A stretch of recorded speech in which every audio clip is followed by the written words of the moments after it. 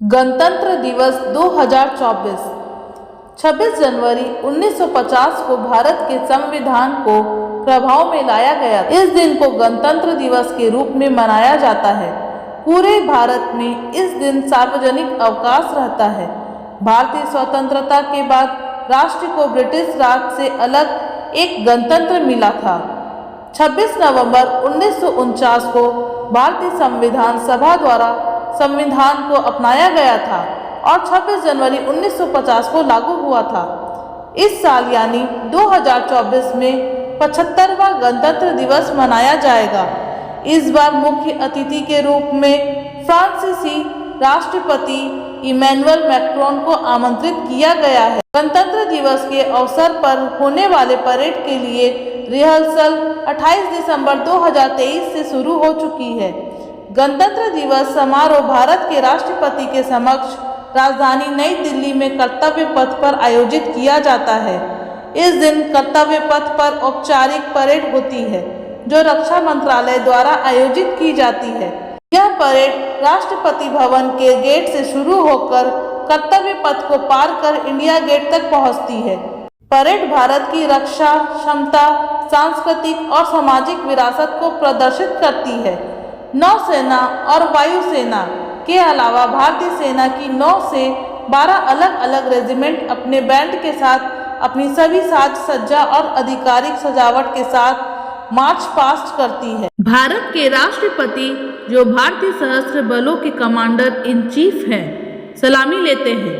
इस परेड में भारत के विभिन्न अर्धसैनिक बलों और पुलिस बलों की 12 टुकड़ियां भी हिस्सा लेती है। गणतंत्र दिवस की पूर्व संध्या पर राष्ट्रपति राष्ट्र को संबोधित करते हैं। आइए जानते हैं गणतंत्र दिवस के इतिहास के बारे में।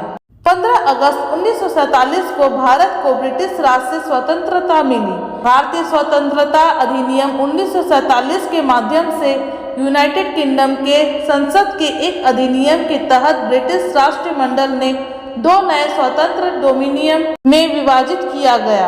हालांकि आजादी के बाद भी देश में एक स्थायी संविधान नहीं था। इसके कानून संशोधित औपनिवेशिक भारत सरकार अधिनियम 1935 पर आधारित थे। 29 अगस्त 1947 को एक स्थायी संविधान का मसौदा तैयार करने के लिए एक समिति की नियुक्ति की गई। इस समिति के अध्यक्ष डॉक्टर BR अम्बेडकर थे। समिति ने एक मसौदा संविधान तैयार किया, जिसे 4 नवंबर 1947 को संविधान सभा को प्रस्तुत किया गया था। विधानसभा ने संविधान को अपनाने से पहले 2 साल 11 महीने और 18 दिनों के सार्वजनिक सत्रों में 166 दिनों तक उसे पढ़ा। इस असेंबली के 308 सदस्यों ने 24 जनवरी 1950 को विचार विमर्श और कुछ बदलावों के बाद दस्तावेज की 2 हस्तलिखित प्रतियों पर हस्ताक्षर किए। 2 दिन बाद यानी 26 जनवरी 1950 को इस लिखित संविधान को पूरे देश में लागू किया गया। उस दिन डॉक्टर राजेंद्र प्रसाद ने भारतीय संघ के अध्यक्ष के रूप में अपना पहला कार्यकाल शुरू किया था। नए संविधान के प्रावधानों के तहत संविधान सभा भारत की संसद बन गई।